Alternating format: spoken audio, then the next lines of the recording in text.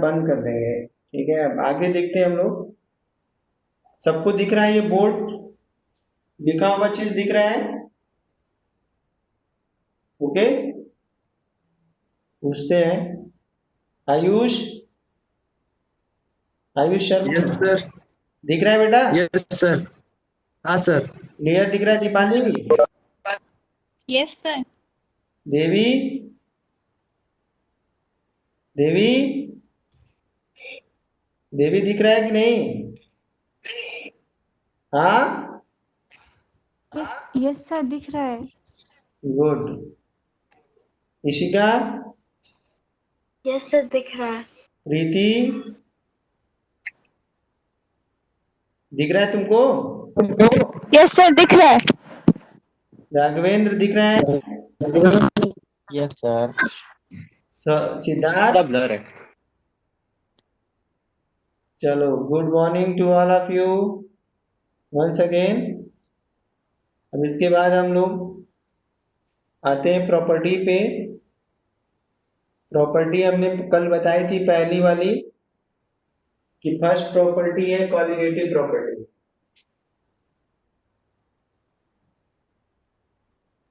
Colligative property,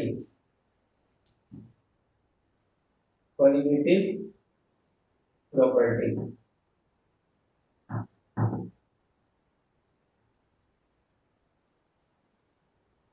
colloidal solution show colligative property like the solution.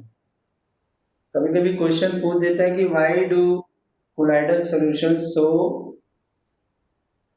Colloidal property colligative property like the true solution. क्यों जो है कि colloidal solution जो है colligative property true solution की तरह से शो करता है, जबकि कॉलिगेटिव प्रॉपर्टी शो करने के लिए पार्टिकल की साइज बहुत छोटी होनी चाहिए। तो हमने ये शुरू में ही पढ़ा था कि जो कोलाइडल सॉल्यूशन होता है, इसके पार्टिकल की साइज जो है, जो सॉल्यूशन के पार्टिकल्स होते हैं उससे बहुत थोड़ी ज्यादा होती है। ठीक है, तो पार्टिकल की साइज बहुत थोड़ी ज्यादा होने की वजह से ये भी लगभग ट्रांसपेरेंट सॉल्यूशन बनाता है, एकदम तो नहीं बनाता है लेकिन लगभग बनाता है, तो इसलिए वहां पे ये कॉलिगेटिव प्रॉपर्टी शो करता है। ठीक है, तो बिकॉज ऑफ स्मॉलर पार्टिकल के कारण जो है हमारा जो कोलाइडल पार्टिकल है वो शो करता है। ठीक है, चलो नेक्स्ट तो हम यहाँ पे लिख देते हैं।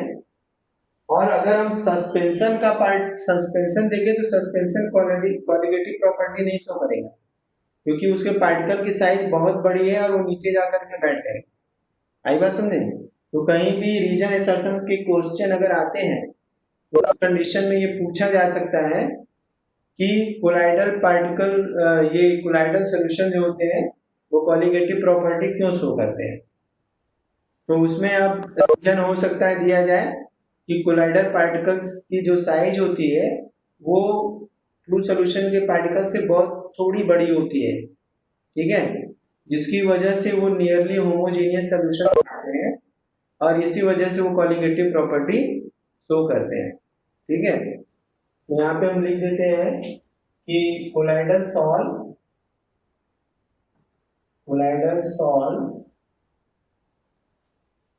तो colligative property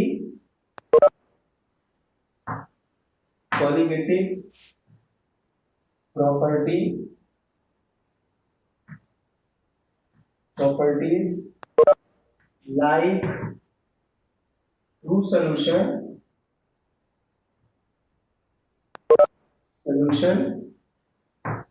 due to smaller size of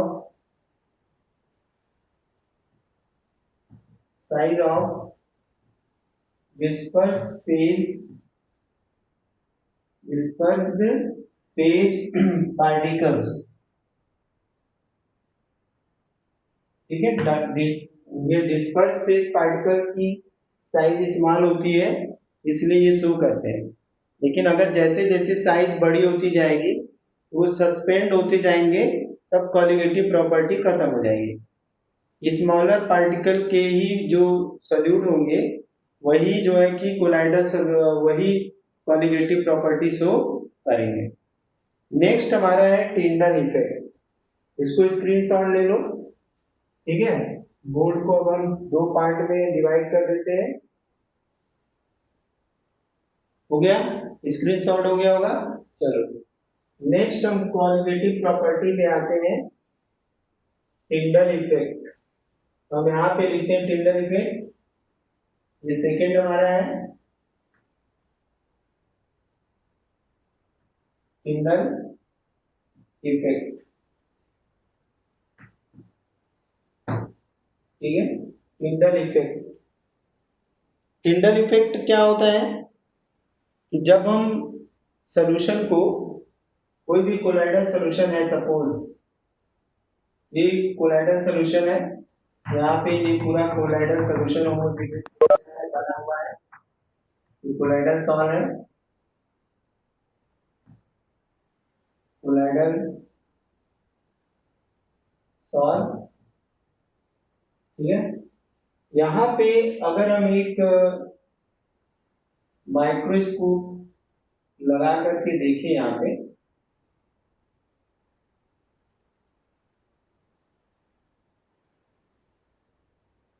ठीक है, और यहां से हम monochromatic beam of light pass कर रहे हैं, ठीक है। ये लाइट जब यहां से पास होती है तो ये लाइट पास होने के बाद यहाँ पे एक इल्यूमिनेटेड पाथ बनाती है। ये एक ट्रायंगल है, इस ट्रायंगल के अंदर जितने भी पार्टिकल्स हैं वो क्या कर रहे हैं, ट्विंकल कर रहे हैं, चमक रहे हैं। वो due to scattering of light की वजह से क्या हो रहे हैं, चमक रहे हैं। वो चमक क्यों रहे हैं, जो कोलाइडल पार्टिकल्स हैं उनकी साइज थोड़ा ट्रू सॉल्यूशन से ज्यादा है, तो लाइट जब उनसे स्ट्राइक कर रही है तो क्या कर रहा है, क्या हो रहा है, वहां पे स्कैटरिंग ऑफ लाइट हो रही है। स्कैटरिंग ऑफ लाइट के कारण से ये जो है कि हमें टिमटिमाते हुए दिख रहे हैं। इसको टिंडल ने सबसे पहले देखा था, तो इसलिए इसको हम कहते हैं टिंडल इफेक्ट। ओके, यहाँ पे हम इसको लिख सकते हैं, इसको बना लो यहाँ पे, और यहाँ पे लिख देते हैं कि when we pass a monochromatic beam of light, monochromatic beam of light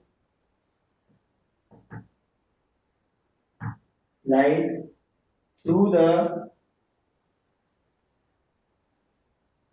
colloidal solution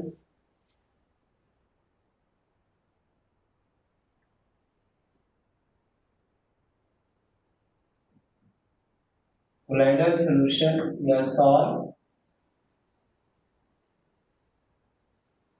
we see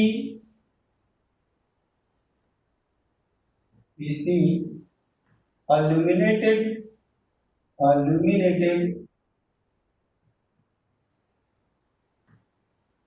path in a triangular form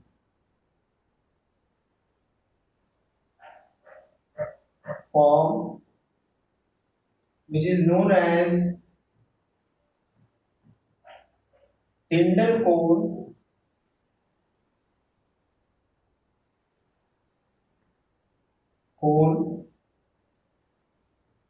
and this effect of light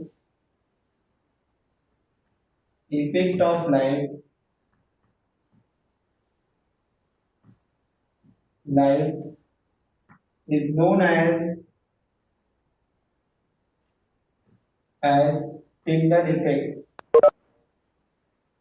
Tyndall effect. Okay, ये हो गया हमारा टिंडल इफेक्ट। सबको अच्छे से visible है?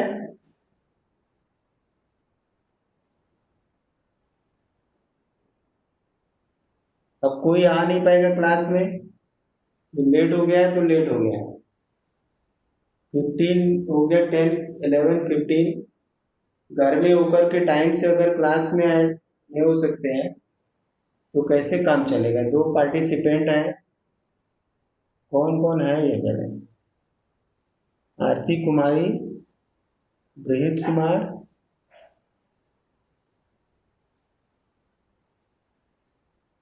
चलो भाग गए खुद ही। चलो, यहाँ पे टिंडल इफेक्ट समझ में आ गया। अब क्यों होता है, इसका रीजन क्या होता है? रीजन थोड़ा सा लिखेंगे हम यहाँ पे, स्क्रीनशॉट ले लो। When we pass a monochromatic beam of light, एक कलर की लाइट अगर पास करते हैं तो हमें ये colloidal sol, we see a illuminated path in a triangular form which is known as Tyndall cone. Okay, Tyndall cone, and this effect is known as what? Tyndall effect. Okay, यहाँ पे हमें इसको लगाने देखने के लिए माइक्रोस्कोप यूज करना पड़ेगा। माइक्रोस्कोप तब हमें ये पार्ट दिखेगा। वैसे हम अपने घर में देख सकते हैं, किसी अंधेरे कमरे के अंदर जो है, किसी भी अंधेरे कमरे के अंदर अगर लाइट पास किसी भी ऐसे पोर से या रोशनदान से आए और तो हम देखेंगे कि उसमें जितने पार्ट से लाइट पास कर रही है वहां पे इल्यूमिनेटेड पार्ट दिखाई देगा, पाथ दिखाई देता है, वहां पे ट्रिपलिंग करते हुए डस्ट पार्टिकल दिखाई देते हैं। ऐसा क्यों होता है? क्योंकि जो पार्टिकल्स हैं उनकी साइज अकॉर्डिंग टू जो लाइट आ रही है थोड़ी बड़ी है, तो वो लाइट उससे स्ट्राइक कर रही है, स्ट्राइक करके स्कैटर हो रही है। तो उस स्कैटरिंग के कारण जो है कि वहां पे वो हमें चमकते हुए दिखाई दे रहा है। लाइट वो जो है हमें स्कैटरिंग के कारण जो है सभी ब्राइट दिखाई दे रहे हैं। ठीक है, आई होप इसका स्क्रीनशॉट ले लिया होगा सबने। चलो थोड़ा सा इसमें हम रीजन लिखेंगे। रीजन क्या है?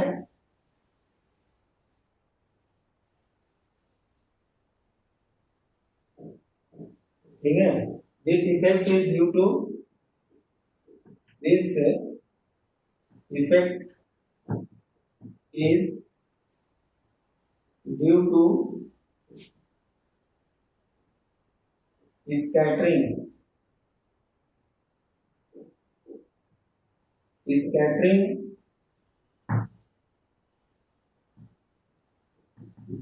of light। ठीक है,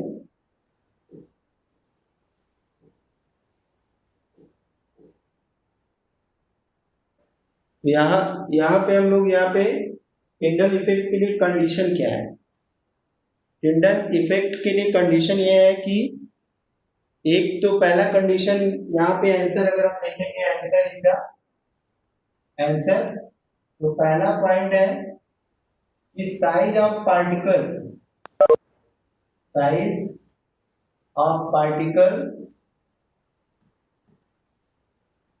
should not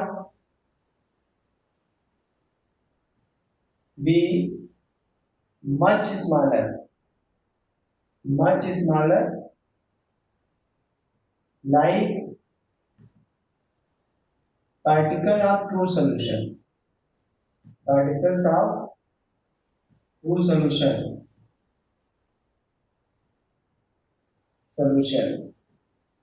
ठीक है, ट्रू सॉल्यूशन के पार्टिकल्स की तरह से बहुत ज्यादा स्मॉल नहीं होना चाहिए। ठीक है, दूसरी बात यह है कि रिफ्रैक्टिव इंडेक्स में दो मीडिया के रिफ्रैक्टिव इंडेक्स में बहुत ज्यादा डिफरेंस होना चाहिए। ठीक है, दो फेजेस के बीच में मैग्नीट्यूड जो रिफ्रैक्टिव इंडेक्स का है वो बहुत ज्यादा होना चाहिए। ठीक है, the difference of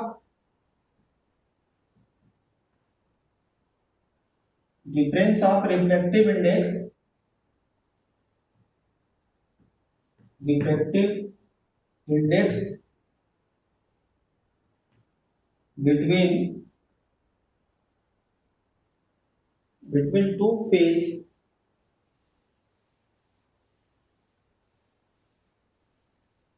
between two phase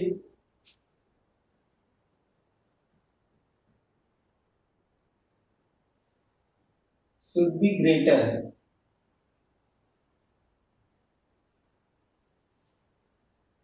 should be more लिख देंगे। ठीक है, ये दो कंडीशन है। अगर डिफरेंस दोनों मीडियम के बीच में, डिस्पर्स फेज और डिस्पर्सन मीडियम के पार्टिकल्स के रिफ्रैक्टिव इंडेक्स में अगर डिफरेंस बहुत ज्यादा है तो उस कंडीशन में जो है कि हमें टिंडल इफेक्ट दिख सकता है। और अगर पार्टिकल की साइज अगर सॉल्यूशन के बराबर हो जाएगी तब हमें जो है कि डिफ्रैक्टिव इंडेक्स नहीं दिखेगा। आई बात समझे? तो अब हम नेक्स्ट प्रॉपर्टी पे आते हैं, अगली प्रॉपर्टी पे। इसको इरेज करते हैं। हमारी थर्ड प्रॉपर्टी है कलर। तो जहां पे रिफ्रैक्टिव इंडेक्स का डिफरेंस है वहां तो अपने आप स्कैटरिंग के कारण कलर आएगा। यहां से हमारा शुरू हो गया थर्ड कलर। ठीक है, ट्रू सॉल्यूशन में हमें कलर नहीं दिखाई देता है। ट्रू सॉल्यूशन में हमें कलर नहीं दिखाई देता। क्यों नहीं कलर दिखाई देता है? कि पार्टिकल की साइज इतनी छोटी होती है वो लाइट पास कर जाती है, तो कहीं स्कैटरिंग नहीं होती है। अब हम जान रहे हैं कि जो हमारी सनलाइट है अगर वो लाइट किसी कोलाइडल सॉल्यूशन से पास कर रही है तो उसके अंदर हम लोग विजिबल रेडिएशन में जानते हैं कि 7 कलर होता है।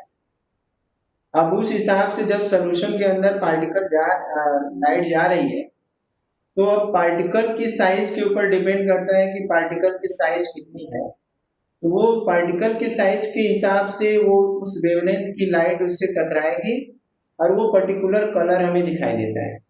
तो पर्टिकुलर कलर दिखाने का कारण क्या है कि पार्टिकल की साइज ज्यादा होती है जिसकी वजह से स्कैटरिंग ऑफ लाइट होता है। आई बात समझ में?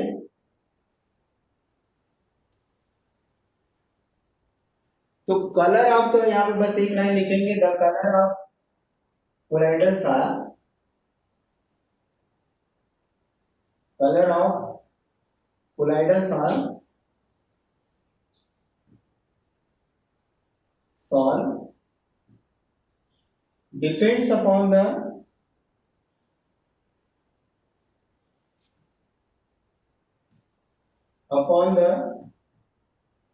wavelength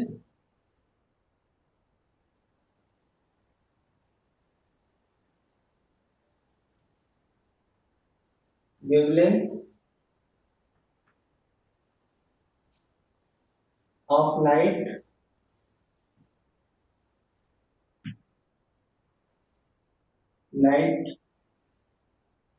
to be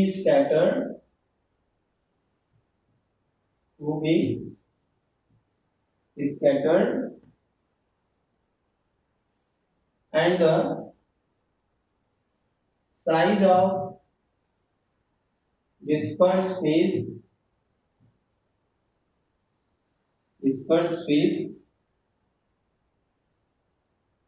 particle इन दोनों के ऊपर डिपेंड करता है। एग्जाम्पल जैसे कि हम क्या लेते हैं, एग्जाम्पल हम लेते हैं कि ये जैसे हमारा स्काई है तो एयर भी हमारा वहां पे एक तरह का कह सकते हैं कि कोलाइडल सॉल्यूशन की तरह से वहां पे डस्ट पार्टिकल्स वगैरह एयर में है। तो अब अगर हमें वो नीला दिखाई देता है तो कारण क्या है कि जो ब्लू कलर की लाइट आ रही है उस पार्टिकल की साइज के हिसाब से वो ब्लू कलर की लाइट का वेवलेंथ कम है, तो वो पार्टिकल, वो लाइट जो है ब्लू कलर की लाइट जाकर के टकरा रही है, किससे टकरा रही है? वो जो डिस्पर्स फेज के पार्टिकल्स है। तो इस वजह से हमें वहां पे ब्लू दिखाई देगा। ठीक है, तो ये इस कलर जो होता है कोलाइडल सॉल्व का वो डिपेंड करता है कि किस वेवलेंथ की लाइट आ रही है और कितनी साइज है पार्टिकल की, उसके ऊपर डिपेंड करता है। ठीक है, जैसे कि अगर हम एग्जांपल ले लेते हैं कि mixture of milk and water, example एक ले लेते हैं यहाँ पे, mixture of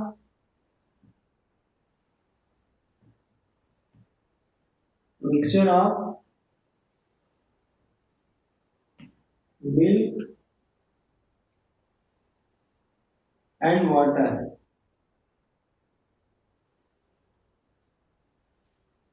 appear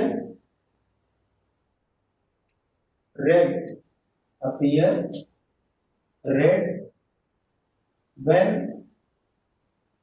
light is passed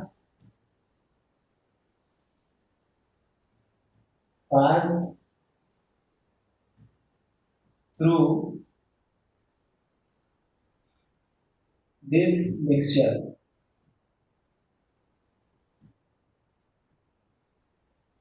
ऐसा देखा गया है कि जो मिल्क और वाटर का मिक्सचर है, उस मिक्सचर में हम जब monochromatic beam of light pass करते हैं तो हमें रेड दिखाई देता है। इसका मतलब कि जो पार्टिकल यहाँ पे मिक्सचर के अंदर हैं उनकी साइज इतनी बड़ी है कि रेड कलर की लाइट को स्कैटर कर दे रहा है, तो इसकी वजह से हमें वो रेड दिखाई दे रहा है। तो इसको नोट कर लो सब कोई।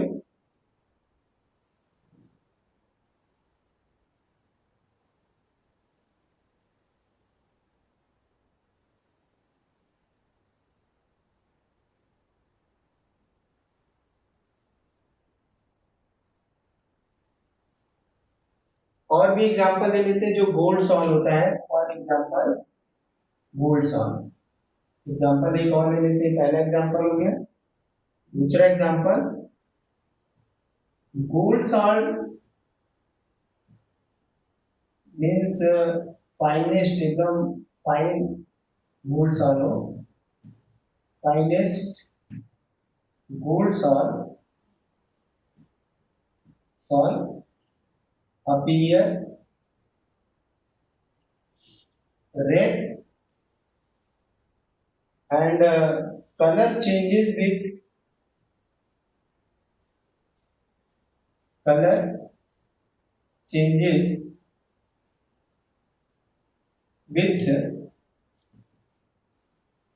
increasing size of particle, increasing size of particles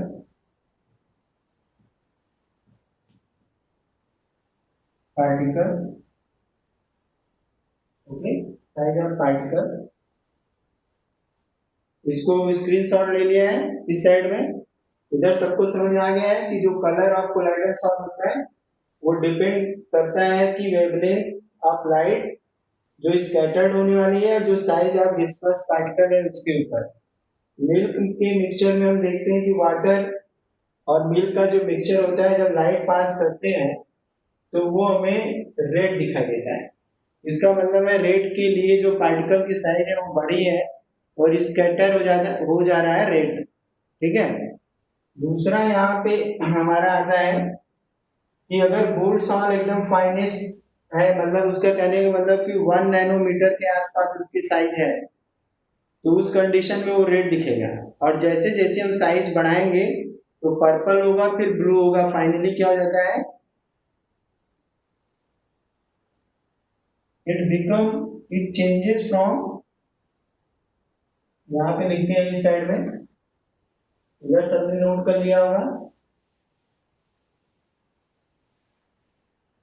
it changes from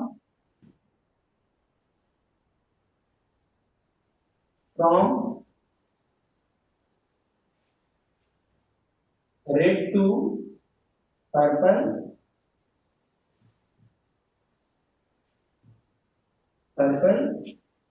and finally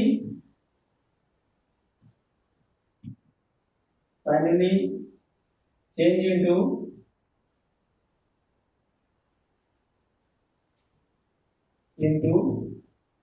blue। इस तरह से गोल्ड सॉल्ट का कलर चेंज होता रहता है। ठीक है, तो इसको नोट कर लो सब कोई। कहीं किसी को दिक्कत परेशानी हो तो पूछ सकता है, कोई चीज ना दिखाई दे रहा हो, ना समझ में आ रहा हो तो भी पूछ सकता है। आई होप सबको आज दिख रहा होगा। अब हम नेक्स्ट प्रॉपर्टी पे आते हैं, ब्राउनियन मूवमेंट। नेक्स्ट प्रॉपर्टी क्या है हमारी, स्क्रीनशॉट ले लिया होगा सबने।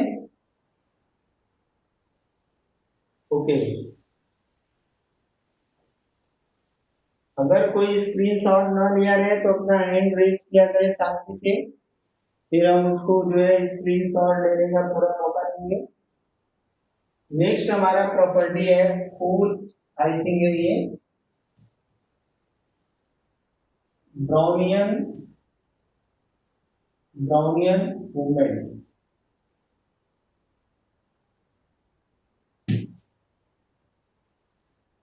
ब्राउनियन मूवमेंट में क्या देखा गया था कि जो पार्टिकल्स होते हैं, कोलाइडल जो पार्टिकल्स होते हैं, वो continue zigzag rapid motion करते रहते हैं।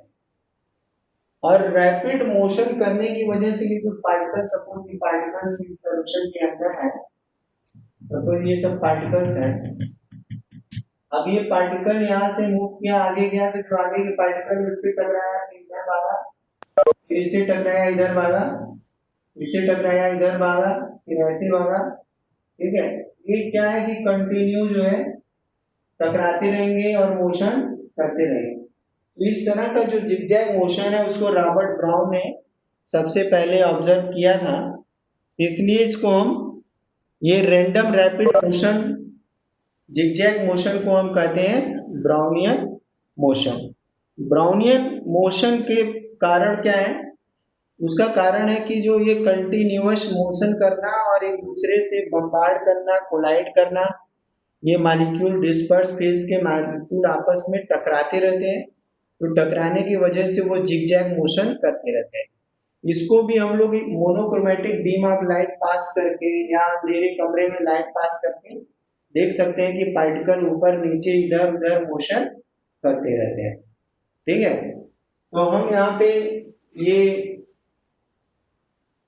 देखते हैं ये कैसे हुआ है। यहाँ पे तो देखेंगे, यहाँ पे disperse phase particle, phase particles in colloidal solve, in colloidal solve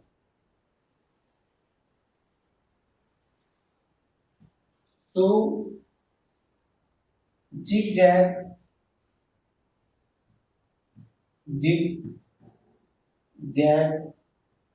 rapid and unbalanced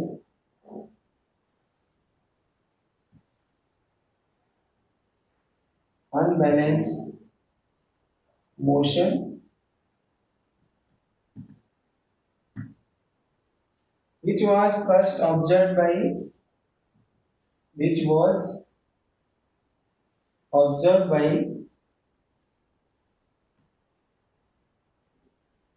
Robert Brown,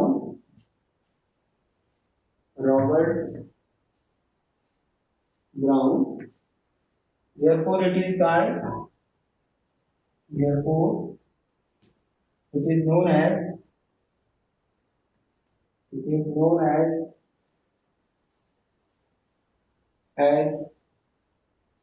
Brownian motion, Brownian motion।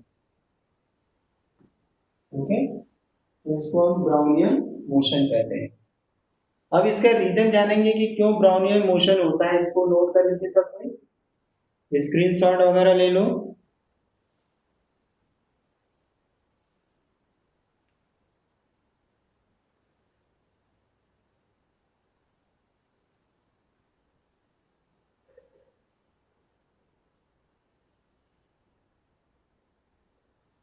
हो गया, स्क्रीनशॉट ले लिया होगा। तो इसका रीजन लिख लेते हैं। इसका रीजन एक सिंपल रीजन है।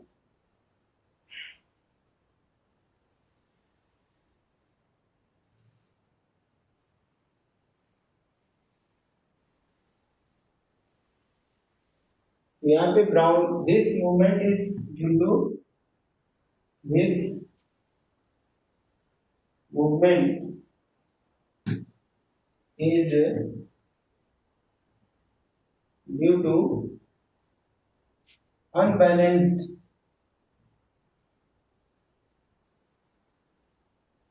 bombardment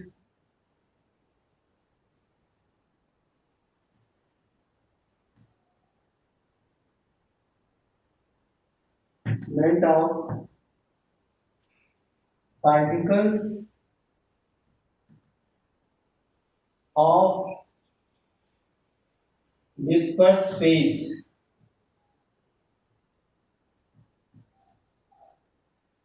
is installed। ठीक है, ये अनबैलेंस बॉम्बार्डमेंट के कारण कंटिन्यू रैपिड मोशन होता रहता है। ठीक है, और ये डिपेंड करता है कि साइज ऑफ पार्टिकल के ऊपर केवल डिपेंड करता है, नेचर पर डिपेंड नहीं करता है। इट डिपेंड्स अपॉन द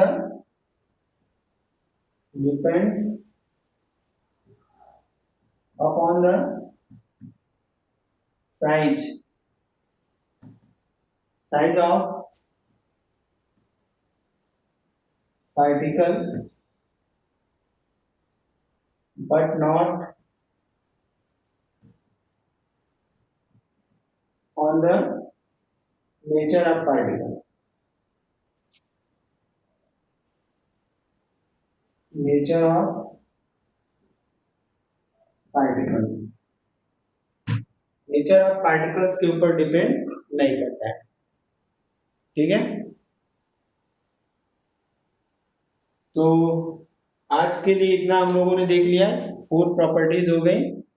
कल हम लोग चार्ज देखेंगे, चार्ज एंड पार्टिकल, और इसमें जो है कि हम लोग कुछ नए टर्म्स देखेंगे, जिसमें कि हमारा है Helmholtz double layer, zeta potential, electrophoresis, ठीक है, कोएगुलेशन।